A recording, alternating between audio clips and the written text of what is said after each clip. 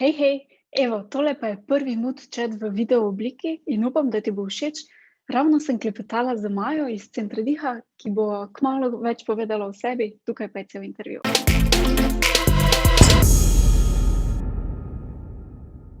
Hej, Maja, dobrodošla. Prvo vprašanje je zelo tako ravno primerno, in sicer, da poveš nekaj o sebi, da se predstaviš, da te v bistvu še vsi drugi malo bolj spoznajo. Lahko je čisto na kratko. Okej. Zdaj, ponavadi imamo neki uradni naziv, katerega tudi jaz pišem, ko se predstavljam, ampak bom povedala pol še kratko tisto, kar mi je ljubše. Se pravi, sem učiteljica joge, somatike in integralnega dihanja, drugače pa sem taka velika raziskovalka življenja. Me vse zanima, kar je povezano s telesom, netelesnim, rada imam naravo, tako da me narava zelo navdihuje. Drugače pa nekako se skozi življenje učim sebe bolj in bolj spoznati in živeti v skladu s sabo. Odlično.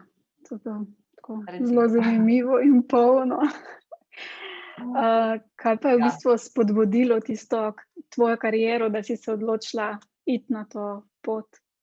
V bistvu moja kariera se zelo prepleta z mojo osebno rastjo.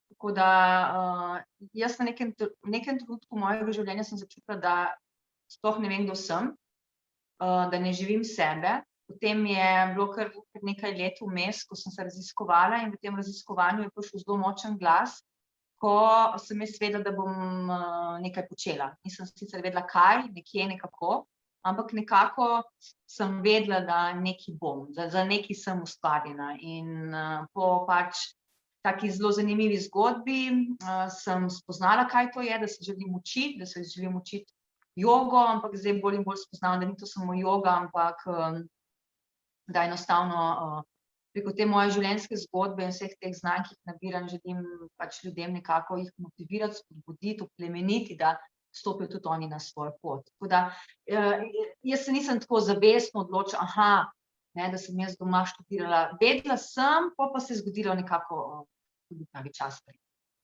Ja, Ko vse se je v pa svoj čas. zgodilo, ko sem ugotovila, se pa v 2 mesecih spletna stran, logo, prostor, in to je potem nikoli konca tega.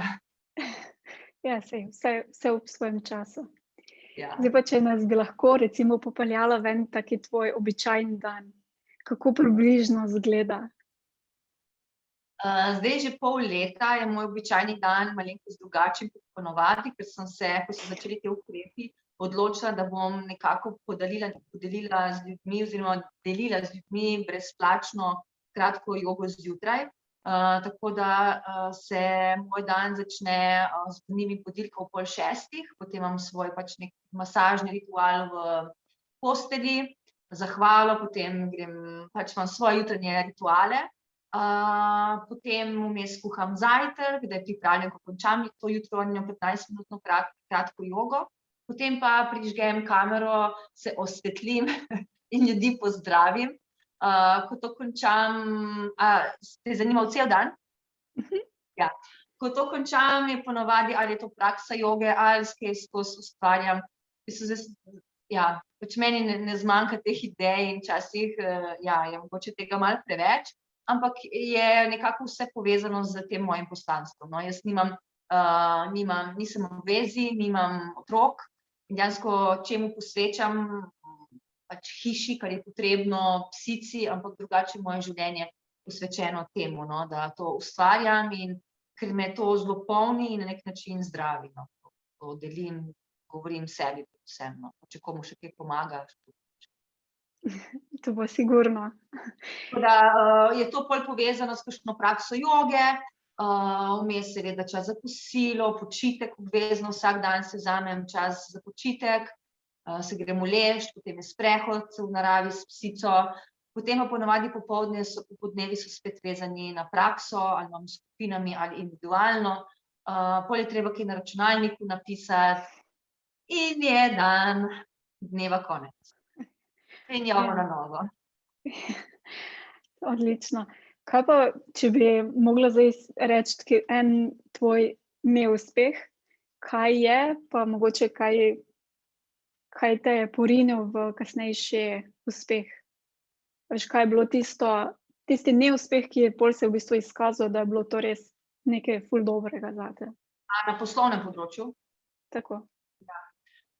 Neuspeh na nek način, dobro, jaz sem taka, da nekako vse neuspehe jih ne definiram kot neuspeh, ampak ja, nekaj se ni najbolj šlo. In če gledam, recimo, je bilo to, da sem jaz pred 2 leti se odločila, da grem, da bom naredila tudi poleg vadb v živo, v centru, da grem tudi online. In sem dejansko kar velik projekt zaštartala, da sem vse te videoposnetke, vsebine, da si naredila če novo spletno stran in dejansko premalo promocije so naredile, ni se, tako kot sem jaz mislila, ni se primilo, ampak potem, ko so nas ukrepi,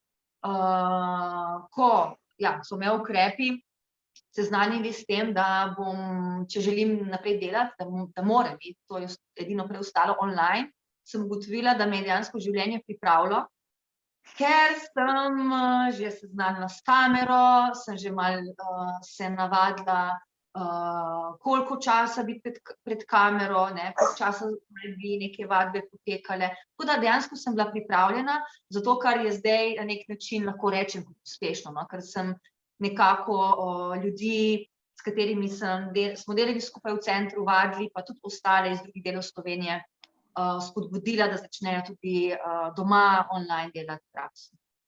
Tako da zame je to uspešno. Ja, zato sem rekla v narekovajih neuspeh, ker običajno se je tako.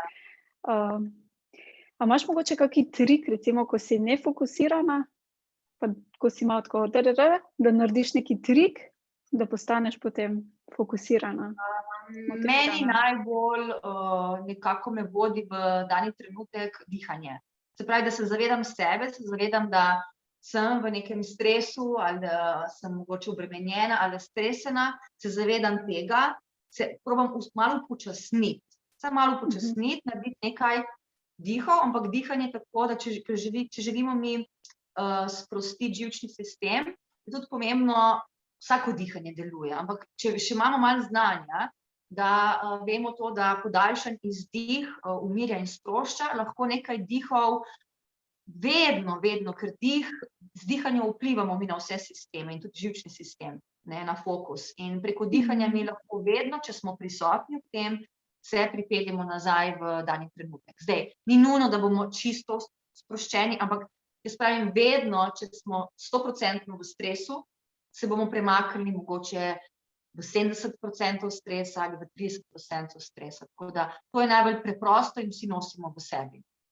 Dihanje. Ful dobro. Pa priročno je.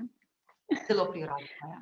Tam spomniti se je pač treba, ker včasih, ko smo v takem, ko smo v stresu, se težko zberemo oziroma se moramo vsaj toliko zavedati, kje smo, čutim se, lahko uporabim dihanje.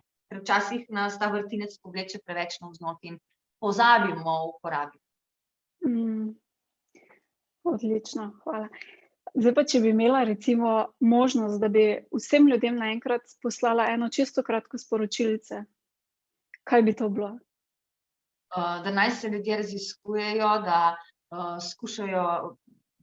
skušajo živeti sebe. Vem, da je to neka prežvečena fraza, ampak koliko je pomembno, da skozi življenje spoznavamo sebe, se raziskujemo in živimo to, kar tukaj notri je, ne kar nam reče morda starš, partner ali družba. Vse to je pomembno, ampak najbolj pomembno je, če mi ne živimo zadovoljni sami s seboj, nam nič ne pomaga, pa če smo nesrečni. Ja, to je res. Ful lepo. Pa še čisto zadnje vprašanje. Kaj bi svetovala nekomu, ki recimo še zdaj se podaja na poslovno pot, čisto na začetku? Kaj bi bil tako tvoj nasvet? Se pravi, kar sem videla pri sebi, pa ko vidim, ker imam kar nekaj ljudi okoli sebe, ki želijo iti na to svojo pot, pa kar so v krčih, zelo pomembno, da se obkrožamo z ljudi, ki že imajo te izkušnje. Se pravi, da z nekom, ki je šel čez ta proces, pa že to počne in je v tem tudi uspešen, dejansko se nalezemo te energije. Pomembno je, da samo dela korake, korak za korakom, da se neha ukvarjati na začetku o perfect spletni strani, o perfect prostoru, o vseh možnih pripomočkih, če izhajam jaz kot učiteljica joge, da pač začne. Ker ravno, ko začnemo, vidimo, ok, tle še ne znam, tle moram izpopolniti, tukaj mi je izziv, tle, to vidim, da ne deluje, sam začeti. Ker mi dokler filozofiramo in dokler smo samo v naši glavi, ko nimamo še izkušenj, imamo nek svet, ampak ko se podamo, je pa drug svet, da smo obkroženi tudi ljudi, vsaj eno osebo, ki nas podpirajo pri tem, se pravi, da partner, prijateljica, da v bistvu nas podpira pri tem, da tle dobimo neko podporo in da sam delati korake.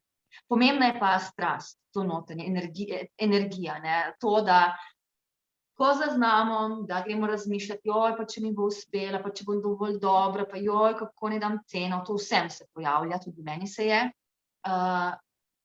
Neverjetne misli. Ja. Kar je izziv, tam pač, ja. Ja, no. To je bil pa dosti perfekt zaključek, tako da. Ful ti hvala, da si vzela čas, da si delila. Bom linke tudi pustila od spodaj, tako da vse, ki zanima, da bojo lahko se pridružili tudi jutranji jogi. Lahko če nekaj povem? Lahko, seveda. To, kar bo snemano, prav, ne to zbrisati. Da hvala tebi, Maja. Ti me na nek način spremljaš že 4 leta.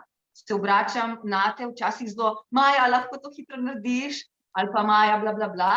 In hvala ti, ker si odzivna, hvala, ker nekako čutim, da me spremaš tako, kot sem, no, z vsemi mojimi takšnimi in drugačnimi in da priporočam delo z Majo.